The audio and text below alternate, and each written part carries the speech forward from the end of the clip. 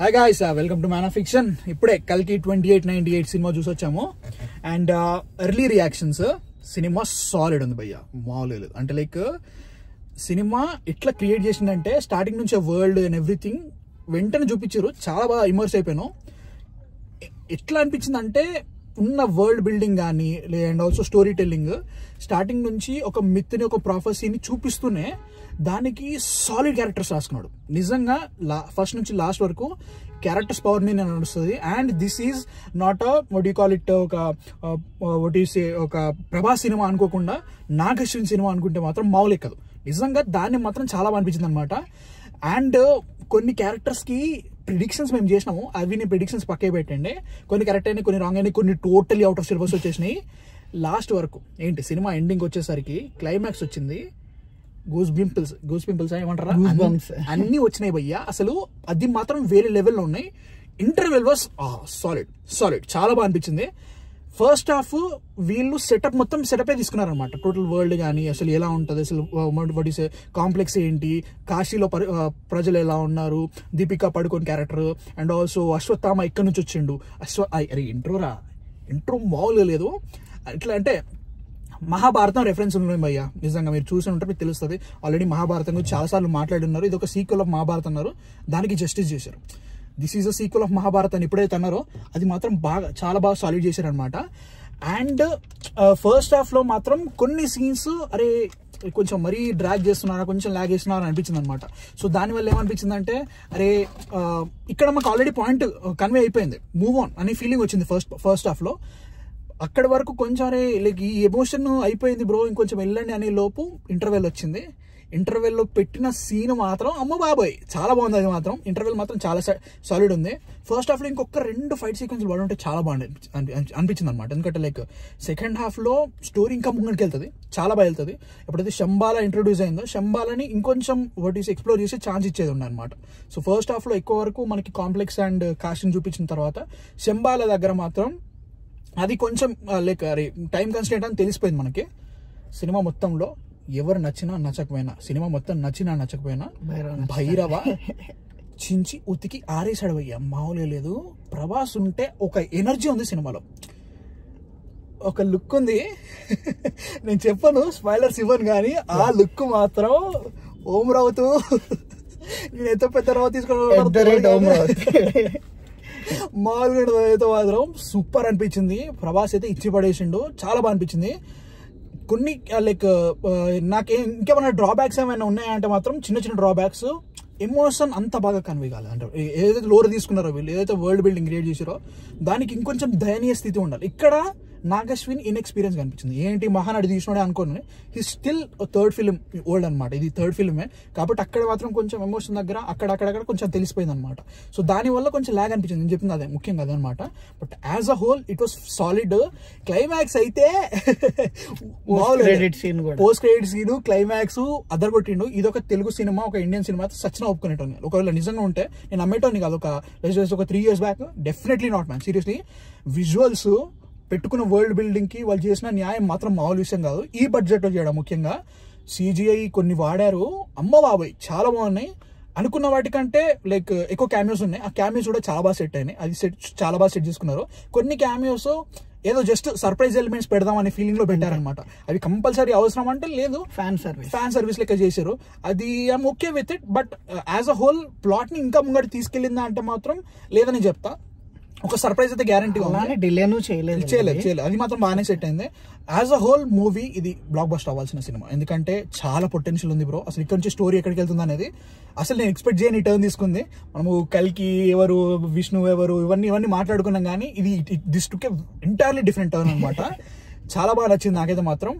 Issues కొంచెం ఉన్నాయి, దాన్ని ఇంప్రూవ్ చేసుకుంటాడో తెలిసిపోతూనే ఉంది మనకి, నో డౌట్ అబౌట్ ఇట్. ఇంకా రాబోతుంది కల్కి సినిమాటిక్ యూనివర్స్. ఇది స్పాయిలర్ అనుకో, చిన్న స్పాయిలర్, బట్ స్టిల్ కల్కి సినిమాటిక్ యూనివర్స్ రాబోతుంది, చాలా బాగుంది. సాయిగా నువ్వు చూసినావు, నువ్వు చెప్పరా. ఓకే, ఫస్ట్ థింగ్ ఏంటంటే I can say this is the biggest production ever మన ఇండియన్ ఫిలిం లో. ఎందుకంటే ఆ స్కేల్ కానీ, విజువల్స్ కానీ, క్వాలిటీ కానీ ఇష్యూస్ లేవంటే VFX పరంగా కూడా 1-2 నెట్ పిక్ చేసుకుంటే ఉంటాయి.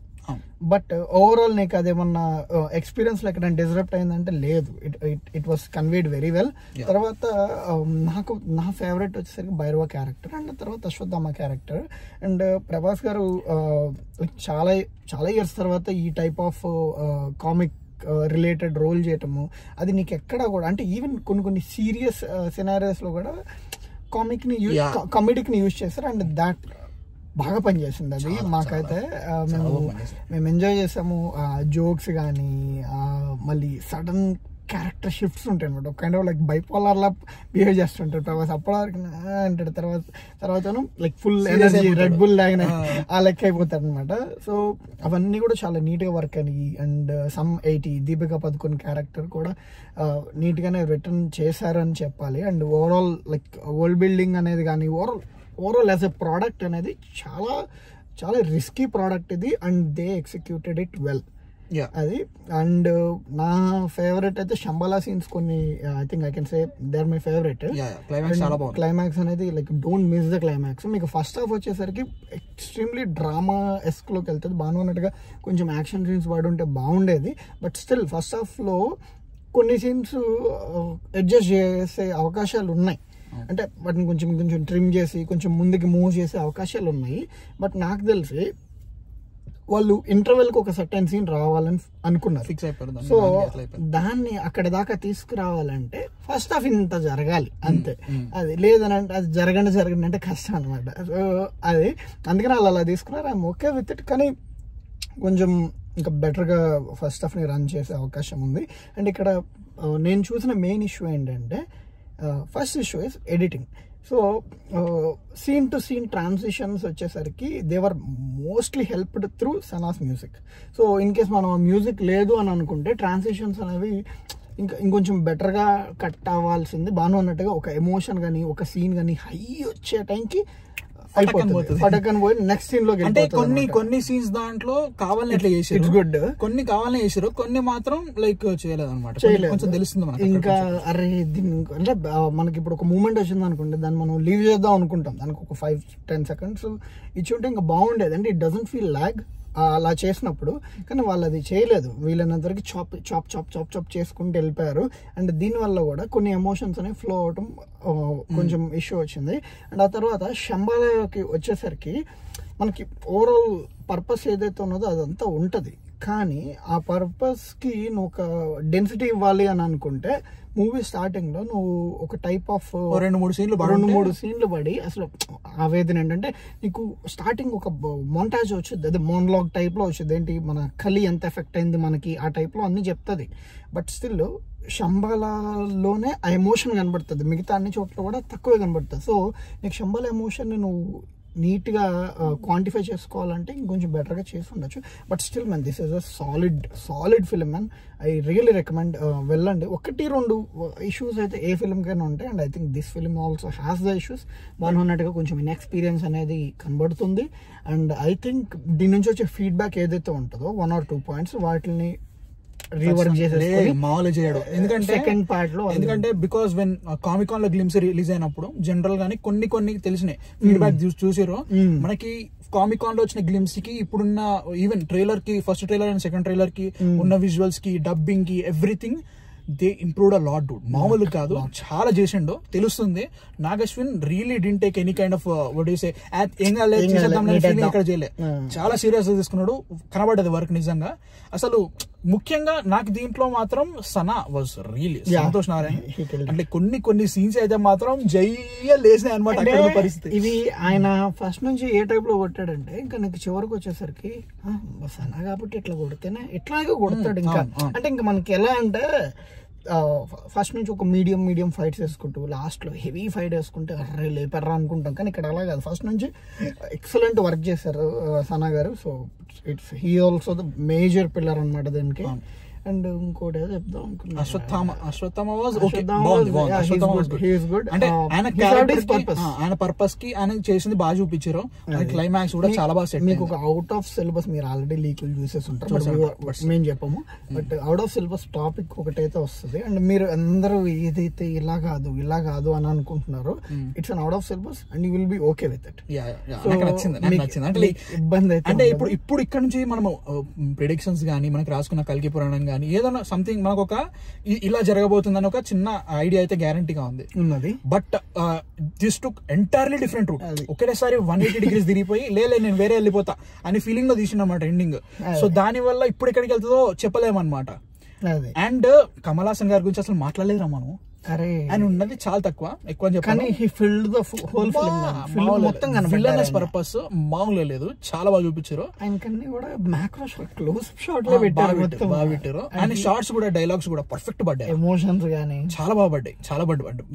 ఎందుకంటే ముఖ్యంగా లైక్ దిగ్గజాలు ఉన్నారు ఈ సినిమాలో, చిన్న వాళ్ళు కూడా లేరు. ఎందుకంటే అమితాబ్ బచ్చన్ గానీ, కమల్ హాసన్ గారి అని, Deepika Padukone also very big star. And also Prabhas ని వాడుకున్నాడు భయ్యా ఈ సినిమాలో. ఫస్ట్ హాఫ్ అంతా ప్రభాస్ మీదే నడుస్తుంది, అసలు మామూలు లేదు. అట్లాంటిది లైక్ ఇక్కడ కమల్ హాసన్ కి ఒక ఆరా ఉంటది, దాన్ని ఎక్కడ కూడా చిన్నతనం చేయలేదు. అండ్ ఆల్సో ఆయనకి ఉన్న తక్కువ రన్ టైమ్ లో వేరే లెవెల్ వాట్ ఈస్ విలనిజం చూపించింది అనమాట. అది మాత్రం మామూలు సెట్ కాలే, కుమ్మేసిండు. అండ్ అశ్వత్థామ కొన్ని సీన్లు పడ్డాయి, వేసింది అనమాట, చాలా బాగా రాసుకున్నాడు అవి. అండ్ ఎక్స్పెక్ట్ చేయొచ్చండి నెక్స్ట్ హాఫ్ మొత్తం, నెక్స్ట్ సెకండ్ పార్ట్ లో మొత్తం కమల్ హాసన్ గారే ఉంటారు. దీంట్లో తగ్గిందని ఏం it's going to be something else seriously. Really solid outing. I want add one more point. Production ఏదైతే ఉన్నదో, వీళ్ళు ఇప్పుడు 600 కోట్లు సంథింగ్ చెప్తున్నారు, దానికి 600 కోట్లు ₹1 అయిందనుకున్నా మొత్తం సినిమాలో కనబడుతుంది. ప్రతి దానికి nothing was wasted. Every scene కూడా వీళ్ళ లిమిట్ దాటి వర్క్ చేశారు, ప్రతి సీన్ కూడా. అండ్ మేము అనుకుంటుంది అయితే అది కూడా ఒక ఫ్యాక్టర్ అనేమో, అంటే కొంచెం ఎడిటింగ్ అని అవన్నీ కూడా కొంచెం మేము చెప్పిన 1 or 2 పాయింట్స్ అనేవి. Production is also limitation. కానీ ఇది కానీ నీట్ గా వర్క్ అయితే ఫిలిం యాజ్ ఎ ఫిలిం, ఇంకా సెకండ్ పార్ట్ కి మీకు ఇష్యూస్ ఏం కనపడదు. ఎందుకంటే ప్రొడక్షన్ ఇంకా మీకు బడ్జెట్ అనేది is not even a factor అయిపోతుంది సెకండ్ పార్ట్, ఇది వర్క్ అయితే. So we really hope it works. First of all please ఈ సినిమా హిట్ కావాలి. ఎందుకంటే వీళ్ళు దీంట్లో అచీవ్ చేసింది మామూలు విషయం కాదు. లైక్ రియల్లీ ఒక పొటెన్షియల్ చూపించారు అనమాట. ఇన్ని రోజులు రాజమౌళి గారి గురించి మనం ఎంత మాట్లాడుకున్నాం, నాకు మై ఫేవరెట్ డైరెక్టర్. సర్ప్రైజెస్ ఉన్నాయి, సర్ప్రైజెస్ అయితే గ్యారంటీగా ఉన్నాయి. బట్ స్టిల్ అంటే ఆయన ఏం చెప్పట్లేదు, జనరల్ గా అయిపోయింది, అందరు లీకులు చూసి ఉంటారు. బట్ స్టిల్ ఆ పొటెన్షియల్ ని నాగేశ్వరిని ఎంత వరకు తీసుకెళ్లిపోయిందంటే, ఇది నిజంగా ఒక థర్డ్ ఫిలిం డైరెక్టర్ చేసిండ అంటే మాత్రం నేను సచిన నమ్మను. First of all Om Raut come to my room, మామూలుగా ఉండదు. చెప్తున్నా కదా, వారం వరకు మామూలుగా ఉండదు అనమాట. దీని మీద రచ్చ. ఖచ్చితంగా సినిమా హిట్ కావాలి. చాలా చాలా బాగుంది. మిడిల్ గ్రౌండ్ ఏం లేదండి, వెళ్తే పైకి లేదంటే కిందకి, మధ్యలో ఎక్కడ ఉండదు. చాలా బాగుంది cinema. It is going to go up. నాకైతే మాత్రం నేను అనుకున్న వాటికంటే చాలా ఎక్సైట్ అయింది సినిమా. కొన్ని చాలా బాగుంది, ఖచ్చితంగా చూడండి. అండ్ యా వెరీ కేక పొటెన్షియల్ ఉంది అసలు టోటలీ సినిమాటిక్ యూనివర్స్ లో. ఎక్కడికి వెళ్తారో లైక్ నిజంగా అసలు క్లైమాక్స్ సూపర్ బెటర్ అనమాట, క్లిఫ్ హ్యాంగర్. ఖచ్చితంగా చూడండి. సో చాలాసేపు మాట్లాడాను ఇప్పటికే. So yeah guys, that is our review on కల్కి 2898 AD. దీని గురించి స్పాయిలర్ డిస్కషన్ చేద్దాం గ్యారంటీగా. సండే అయినా సాటర్డే అయినా నేను ఈవెంట్ పెడతా, వచ్చేయండి, లెట్స్ ఎంజాయ్. అప్పుడు టోటల్ స్పాయిలర్తో మాట్లాడేద్దాం, అన్నిటి గురించి మాట్లాడదాం అనమాట. లోపు ఇంకోసారి చూడటానికి ట్రై. నేను సాటర్డే వెళ్తున్నాం, మళ్ళీ వాడు ఇంకోసారి వెళ్తాడు, అన్ని చూసేసి క్లియర్ గా మాట్లాడుకుందాం అనమాట. సో యా, మీ థాట్స్ ఏంటి అసలు, కల్కి చూసారా చూడలేదా, మీకు టికెట్ బుక్ చేసుకున్నారు కింద కామెంట్స్ లో చెప్పండి. And ya that's it. Ya man of fiction with Sai Krishna Penugonda signing of.